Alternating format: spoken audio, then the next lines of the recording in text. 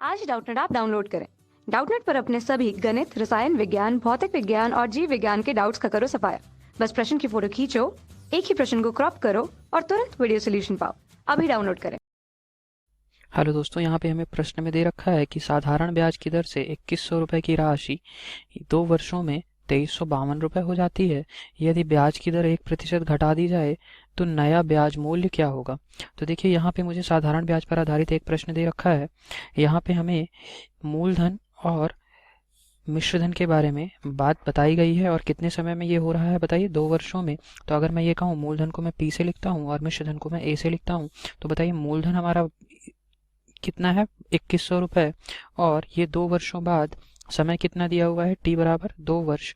2 वर्ष के समय के बाद ये मिश्रधन कितना हो जाता है, 2352 रुपये। ठीक है, तो अगर मैं आपसे ये कहूँ कि 2 वर्षों में ये ब्याज कितनी लगी, तो आप कहेंगे 2352 माइनस 2100, क्योंकि हमारा मिश्रधन क्या होता है, साधारण ब्याज प्लस मूलधन। तो अगर मुझे साधारण ब्याज चाहिए तो ये कितना आ जाएगा बताइए, 252। तो ये 252 रुपये ये क्या होंगे, ये मैं कह सकता हूँ कि ये मेरा क्या है, साधारण ब्याज। यानी कि मैं एसआई साधारण ब्याज को मैं किससे लिखता हूँ, एसआई से लिखता हूँ। तो ये बताइए, और यहाँ पे समय मुझे दिया हुआ था 2 वर्ष। तो मैं आपसे ये कहूँ कि आप मुझे दर बता दीजिए कि किस दर से ये राशि 2100 रुपये की राशि दी गई होगी। तो आप कहेंगे दर बताना सर बहुत आसान है, अगर मैं साधारण ब्याज गुणे 100 बटे पी गुणे टी कर दूं। यानी कि क्यों, क्योंकि मुझे पता है साधारण ब्याज बराबर क्या होता है, पी गुणे आर गुणे टी बटे 100। तो मैंने आर निकालना है, तो आर मैंने यहाँ से निकाल सकता हूँ। तो बताइए साधारण ब्याज कितना है, 252 रुपये गुणे 100 बटे पी कितना है बताइए, 2100। 2100 गुणे वर्ष कितने दिए हुए हैं, समय 2 वर्ष।